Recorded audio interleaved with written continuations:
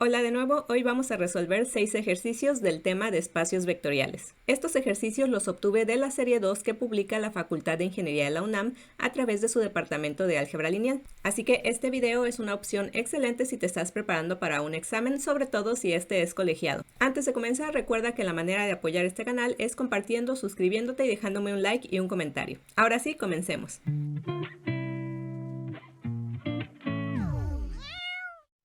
Comencemos. El ejercicio 1 nos dice, sea V el conjunto de los números reales y las operaciones de adición y multiplicación por un escalar definidas de la siguiente manera, determinar si V es un espacio vectorial real. En caso afirmativo, obtener el inverso de x igual a 8. En caso negativo, indicar todos los axiomas que no se satisfacen. Recuerda que son 10 axiomas que se deben de demostrar para los espacios vectoriales. Los primeros 5 axiomas hacen referencia a la operación adición de vectores, esta que vemos aquí, que si la analizamos vemos que es simplemente una suma de números reales usual. Así que esos primeros 5 axiomas los puedo justificar por puro análisis de las propiedades de la suma de números reales. Por ejemplo, sabemos que la suma de dos números reales, x más y, es cerrada, ya que nos va a dar otro número real, es decir, pertenece a V. También sabemos que la suma de números reales es asociativa, por lo que se cumple lo siguiente. De igual forma se cumple la conmutatividad, ya que x más y es lo mismo que y más x. En el caso del elemento idéntico o cero vector, es aquel que sumado a cualquier otro número x debe ser igual a ese mismo número x. En la suma de números reales sabemos que e es igual a 0. Por su parte, el elemento inverso es aquel que sumado a cualquier otro número x nos da como resultado el elemento idéntico, o sea, 0. Y en la suma de números reales sabemos que el inverso es igual a menos x. Por ejemplo, 3 más menos 3 es igual a 0. Del axioma 6 en adelante ya se involucra la operación de multiplicación por un escalar. El axioma 6 hace referencia a la cerradura de multiplicación por un escalar. Por ejemplo, si multiplico un escalar alfa por un vector x, el resultado debe ser también un vector que pertenece al espacio V. Pero de acuerdo a la regla de correspondencia, alfa por x es igual a 2 veces alfa por x. Como todos los elementos son números reales, la multiplicación de dichos números da como resultado otro número real que también pertenece al espacio V, por lo que se cumple la cerradura. Voy a escribir ahora el axioma 7. Si resuelvo simultáneamente la igualdad, del lado izquierdo nos queda que alfa por x más y es igual a 2 alfa por x más y, ya que x más y es un solo vector. Y del lado derecho hay que aplicar la regla de correspondencia dos veces. Tenemos que alfa por x es igual a 2 alfa x y alfa por y es igual a 2 alfa y. Si factorizo el término en común, que es 2 veces alfa, nos queda multiplicado por x más y, de tal forma que es lo mismo que el lado izquierdo, por lo tanto se cumple el axioma 7. Pasemos ahora al axioma 8. El axioma 8 ya involucra dos escalares, alfa y beta, y un solo vector, x. Lo que tenemos que interpretar aquí es que alfa más beta es un solo escalar, ya que el resultado de sumar dos reales es un solo número real. Así que hay que aplicar una sola vez la regla de correspondencia de multiplicación por escalar. Es decir, nos queda 2 alfa más beta por x. Por su parte, en el lado derecho de la igualdad hay que aplicar dos veces la regla de correspondencia, una para alfa y otra para beta. Si desarrollo el lado izquierdo, me quedaría como 2 alfa x más 2 beta x, que es lo mismo que tenemos en el lado derecho de la igualdad. Por lo tanto, se cumple el axioma 8. Vamos con el axioma 9. Si opero el lado izquierdo de la igualdad, tengo que hacer primero lo que está entre paréntesis. Por lo tanto, nos queda alfa por 2 beta x. Y volviendo a aplicar la regla de correspondencia, nos quedaría como 2 alfa por 2 beta por x, que en otras palabras lo puedo escribir como 4 alfa beta x. Por su parte, del lado derecho tenemos alfa beta entre paréntesis. Esto cuenta como un solo escalar, por lo que hay que aplicar una vez la regla de correspondencia. Así que nos queda 2 alfa beta x, que evidentemente no es lo mismo que 4 alfa beta x. Así que no se cumple este axioma. Como nos piden todos los axiomas que no se satisfacen, tenemos que revisar también el axioma 10, aunque ya haya uno que no se cumple. El axioma 10 dice que si yo multiplico el escalar 1 por un vector x, el resultado es el mismo vector x. Pero ¿qué pasa? La regla de correspondencia de multiplicación por un escalar me dice que esto es igual a 2 por 1 por x, es decir, 2x, diferente de x, que era lo que yo buscaba. Por lo tanto, tampoco se cumple el axioma 10. En conclusión, V no es un espacio vectorial sobre R, ya que no se cumplen los axiomas 9 y 10, con lo que terminamos el ejercicio 1. Ejercicio 2. Aquí nos dan un conjunto V que es parecido al espacio vectorial de R2, pero con la característica de que la segunda componente B debe ser distinta de cero. Y nos dan las operaciones para la adición de vectores y la multiplicación de vector por escalar. Nos preguntan si V es un espacio vectorial real, considerando que se cumplen estas tres propiedades. Así que esto ya no lo tenemos que demostrar, solamente hacen falta otros 7 axiomas. En el axioma 1 tengo que demostrar que si sumo dos vectores de V, el resultado también es otro vector de V. Y de acuerdo a la regla de correspondencia, esta suma da como resultado lo siguiente, que sabemos que también pertenece al espacio vectorial V, ya que en la primer componente tenemos cualquier número real y en la segunda componente sabemos que nunca va a ser cero, ya que tanto B como D no pueden ser cero de entrada. Los axiomas 2 y 3 sabemos que ya se cumplen, así que no los tenemos que demostrar. El axioma 2 es de asociatividad para la suma de vectores y el 3 de conmutatividad para la suma. Vamos con el axioma 4. Aquí se trata de encontrar al cero vector o elemento idéntico para la suma.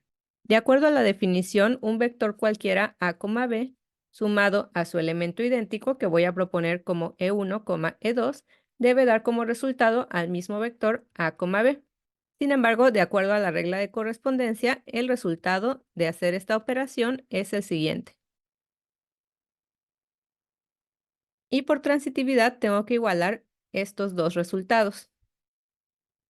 Luego, por igualdad de vectores, las componentes deben ser también iguales. Es decir, A por E2 más B por E1 debe ser igual a A y B por E2 debe ser igual a B. De la segunda igualdad puedo despejar a E2. Nos queda que E2 es igual a 1. Y sustituyendo eso en la primera igualdad puedo despejar a E1. Quedaría que B por E1 es igual a 0, por lo tanto E1 es igual a 0. Así que el cero vector sería igual a 0,1. Tengo que sustituir E1 y E2 en el elemento idéntico que propuse al inicio. Y como vemos, pertenece a V, ya que es un vector de R2 y la segunda componente es diferente de 0. Si todavía tienes problemas para encontrar el elemento idéntico de un sistema, te sugiero que veas los videos de la serie 1 del tema grupos y campos, ya que ahí se hacen bastantes ejercicios similares. Bueno, vamos ahora con el axioma 5.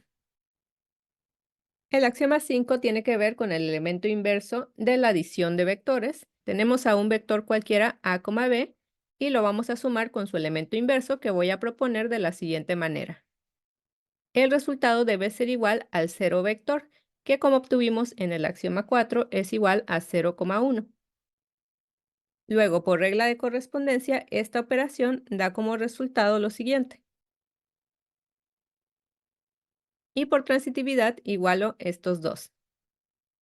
Luego, por igualdad de vectores en R2, igualo componente a componente. De la segunda igualdad, despejamos a B con sombrerito y nos queda 1 entre B, que puedo sustituir en la primera igualdad para obtener A con sombrerito. Simplemente hay que hacer el despeje de forma correcta. Por último, tenemos que el elemento inverso es igual a menos a entre b cuadrada, coma 1 entre b. Pasemos al axioma 6. Aquí tenemos que demostrar que si multiplicamos un escalar alfa por un vector de la forma a, b, el resultado va a pertenecer también al conjunto V. Pero siguiendo la regla de correspondencia, alfa por a, b es igual a alfa por a, b. Y observamos que tiene la forma del conjunto B. Tenemos un vector de R2 y la segunda componente es diferente de cero, ya que partimos de que B no puede ser cero. El axioma 7 ya está demostrado según el enunciado. Vamos directamente con el axioma 8. En el axioma 8 es importante distinguir entre la suma de escalares, que es el caso de alfa más beta, y la suma de vectores, que es lo que tenemos del lado derecho de la igualdad. Por eso aquí estoy utilizando el símbolo de suma que nos dan en el enunciado. Y si resuelvo simultáneamente la igualdad, del lado izquierdo tendríamos alfa más beta por a, b. Y del lado derecho hay que aplicar 2 veces la regla de correspondencia. Y todavía tenemos que hacer la suma de vectores. El lado izquierdo ya no lo cambio. Y del lado derecho tendríamos lo siguiente. Aquí simplemente seguí la regla de correspondencia de suma de vectores. Y evidentemente no es lo mismo que teníamos del lado izquierdo. Por lo tanto, no se cumple el axioma 8. Al encontrar un axioma que no se cumple, es suficiente para concluir que V no es un espacio vectorial. En este caso no lo piden, pero si quisiéramos podríamos demostrar el axioma 9 y 10. Y si tienes curiosidad, te digo que estos dos últimos axiomas sí se cumplen. Pero bueno, con esto terminamos el ejercicio 2. Continuamos con el ejercicio 3. Sean el espacio vectorial P2, que consiste en todos los polinomios de grado menor o igual a 2, y de un subconjunto de este espacio vectorial, nos preguntan si D es un subespacio vectorial de P2. Pero antes de pasar a demostrar los dos axiomas de subespacio vectorial, vamos a terminar de definir quién es el subconjunto D. Nos dice que D son todos los polinomios tales que al evaluar en cero nos da como resultado 3. Como es un subconjunto de P2, asumimos que los polinomios de D también son polinomios de grado menor o igual a 2, o sea, de la forma ax cuadrada más bx más c, con la particularidad de que si evaluamos ese polinomio en cero, el resultado debe ser 3. Si sustituyo las x con 0, nos queda a por 0 al cuadrado, más b por 0, más c. Y nos queda simplemente que c es igual a 3. Por lo tanto, podemos definir que los polinomios del subconjunto D tienen la forma ax cuadrada más bx más c, pero c vale 3, que en otras palabras sería que el conjunto D se compone de todos los polinomios que tienen dicha forma, tal que a y b pertenecen a los reales. Solamente depende de dos variables. Desde que estamos definiendo al subconjunto D, nos damos cuenta que no contiene al cero vector, que en el caso de los polinomios es 0x cuadrada más 0x más 0. Y con esta condición sería suficiente para concluir que D no es un subespacio vectorial de P2. Sin embargo, si intentamos demostrar los axiomas, vamos a ver que tampoco se cumple. El primer axioma de subespacio vectorial es el de cerradura para la suma de vectores, y en este caso se define como la suma de un polinomio P1 más un polinomio P2 debe dar como resultado otro polinomio que pertenece al subconjunto de trabajo, en este caso D. Voy a definir a P1 y a P2 de la siguiente manera, cuidando que tenga la forma del polinomio que acabamos de deducir. Listo, ahora realizo la suma de polinomios y como término independiente nos queda 3 más 3, es decir, 6. Y precisamente por ese 6 no pertenece al conjunto de trabajo D, ya que este exige que haya un 3 en lugar de 6, por lo que no cumple el primer axioma. De igual manera, si intentamos demostrar el segundo axioma, que es el de cerradura para la multiplicación por un escalar, tendríamos lo siguiente. Aquí voy a multiplicar una escala real alfa por un polinomio de la forma ax cuadrada más bx más 3, es decir, un polinomio que pertenece al conjunto D. Por lo que nos queda lo siguiente.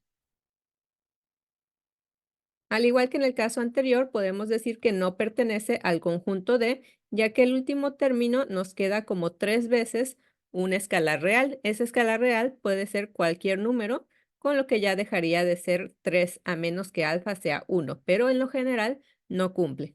Así que concluyamos que D no es un subespacio de P2. La justificación es que no cumple ninguno de los dos axiomas, aunque también podría ser que no contiene al cero vector de los polinomios. El ejercicio 4 también es sobre subespacios vectoriales. Aquí el espacio vectorial completo es R3 y nos dan como subconjunto H con ecuación de condición 3x menos y más 2z igual a 0. Nos preguntan si H es un subespacio de R3. Igual que en el ejercicio anterior, debemos de comenzar definiendo correctamente a H. Siempre que nos dan una ecuación de condición, debemos utilizarla de tal forma que tengamos el menor número de variables posibles. Por ejemplo, si elijo despejar y, me quedaría que es igual a 3x más 2z, aunque podría despejar la variable que yo quiera. Por lo tanto, el subconjunto H se define como x, y, pero y es 3x más 2z, z, tal que x y z pertenecen a R. Aquí vemos que en lugar de 3 variables que teníamos originalmente, nada más nos quedan 2. Y también observamos que contiene al cero vector, que para R3 sería 0,0,0. Eso lo sé porque si sustituyo las variables x y z con 0, el resultado queda 0,0,0. Aunque contiene al cero vector, esto no es suficiente para concluir que H es un subespacio de R3. Aquí sí debemos de demostrar forzosamente los dos axiomas de subespacio vectorial. Comenzando por cerradura para la adición de vectores. Si yo sumo dos vectores U1 más U2 que pertenecen al conjunto H, el resultado va a ser otro vector que también pertenece al conjunto H. Puedo definir, por ejemplo, a U1 en términos de X1 y Z1 y a U2 en términos de X2 y Z2, siempre cuidando que tengan la forma del conjunto H. Luego realizo la suma de vectores usual para R3, es decir, componente a componente. Aquí de una vez estoy factorizando los términos comunes, lo que me facilita identificar que el vector que resultó también pertenece al conjunto H, ya que tiene la forma del elemento genérico. Así que se cumple el primer axioma. Vamos con el segundo axioma, que es cerradura para la multiplicación por un escalar. El resultado de esa multiplicación debe ser otro vector que pertenezca al conjunto H. Y si realizo esta multiplicación por un escalar, nos queda alfa x, 3 alfa x más 2 alfa z, alfa z. Y como tiene la forma del elemento genérico, puedo afirmar que pertenece al conjunto H. Y se cumple la propiedad. Al cumplirse las dos propiedades, podemos concluir que H es un subespacio de R3. Con lo que terminaríamos el ejercicio 4. Ejercicio 5. Sean los conjuntos A y B, determinar si A intersección B es un subespacio del espacio vectorial real R3. Evidentemente, antes de demostrar los axiomas, tenemos que identificar quién es A intersección B. Y para ello me voy a apoyar de las ecuaciones de condición que están respectivamente en el conjunto A y B. Por un lado, el conjunto A me dice que B debe ser igual a C. Y por otro lado, el conjunto B me dice que A debe ser igual a 2B. Como estoy buscando la intersección de ambos conjuntos, deben de cumplirse estas dos condiciones simultáneamente. En otras palabras, aquí tenemos un sistema de ecuaciones.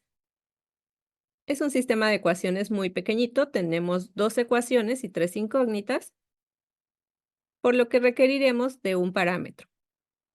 Uno puede elegir quién quiere que sea su parámetro, ya sea A, B o C. Yo voy a elegir a C como parámetro. Entonces, si C es un parámetro real, nos queda que B es igual a C y A es igual a 2B. Pero como B es igual a C, entonces nos queda 2C.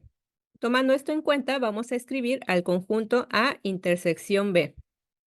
Este es un conjunto de la forma A, B, C, pero en lugar de escribir A, B y C, voy a tomar en cuenta los resultados que obtuve aquí.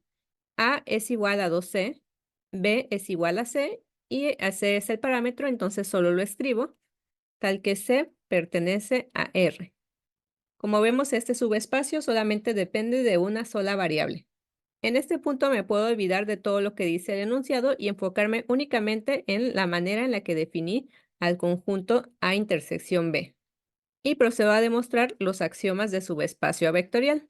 En la cerradura debo de definir dos vectores U1 y U2 que pertenezcan al conjunto de trabajo y el resultado también debe de pertenecer al conjunto, en este caso A intersección B. Voy a definir a U1 en términos de C1 y a U2 en términos de C2, de esta forma. Y al hacer la suma de vectores componente a componente, nos queda 2C1 más C2. Ya estoy factorizando el término en común, que es 2. En la segunda componente nos queda simplemente C1 más C2. Y en la tercera componente igual. Que si lo comparamos con el elemento genérico del conjunto de trabajo, vemos que tiene la misma forma, con lo que se cumple el primer axioma. Vamos con el segundo axioma de cerradura para la multiplicación por un escalar. Aquí simplemente voy a multiplicar un escalar alfa por un vector de la forma 2C, C, C. Y el resultado es el siguiente, que también pertenece al conjunto A intersección B y se cumple la propiedad. Finalmente concluimos que el conjunto A intersección B es un subespacio vectorial de R3, con lo que terminamos el ejercicio 5. Pasemos al ejercicio 6. Dado el espacio vectorial C3 sobre C, determinar si la función f es un isomorfismo. Aquí nos definen que f va a ir del espacio C3 a M3, donde M3 es el espacio de las matrices diagonales de 3 por 3 con elementos complejos. Entonces, f toma a un vector de C3 de la forma A, B, C y lo convierte en una matriz de 3 por 3 diagonal. Para que una función f sea un isomorfismo, debe de cumplirse que sea biyectiva, eso se cumple, y además las propiedades de superposición y homogeneidad. Pero antes de demostrarla tenemos que definir dos vectores, por ejemplo, u1 y u2, que pertenecen al espacio vectorial de origen de la función, es decir, al dominio. El primer axioma de superposición me dice que si yo aplico la función f a la suma de u1 más u2, el resultado es lo mismo que aplicar f por separado a u1 y sumar f de u2. Voy a resolver por separado lado izquierdo y lado derecho de la igualdad. Para el lado izquierdo voy a sustituir u1 y u2. Y antes de aplicar la función f, voy a hacer la suma de vectores en C3.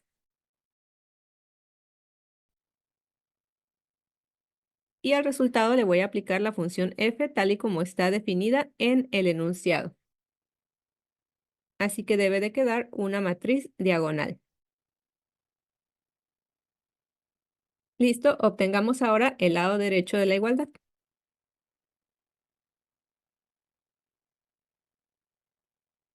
Aquí se debe aplicar la función f por separado. Para el primer vector nos queda esta matriz diagonal y para el segundo vector esta matriz. De tal forma que si sumo ambas matrices tendríamos lo siguiente, que es lo mismo que teníamos en el lado izquierdo, por lo tanto se cumple la superposición. Veamos ahora si se cumple la propiedad de homogeneidad. Esta propiedad me dice que si aplico la función f a un escalar alfa por un vector u, el resultado es el escalar alfa por la función f de u, como si saliera el escalar. Y voy a resolver también por separado lado izquierdo y lado derecho. En el lado izquierdo primero tengo que multiplicar el escalar por el vector u, a, b, c, antes de aplicar la función f. Y una vez que multiplique por el escalar, aplico la función f, entonces ya nos queda una matriz diagonal.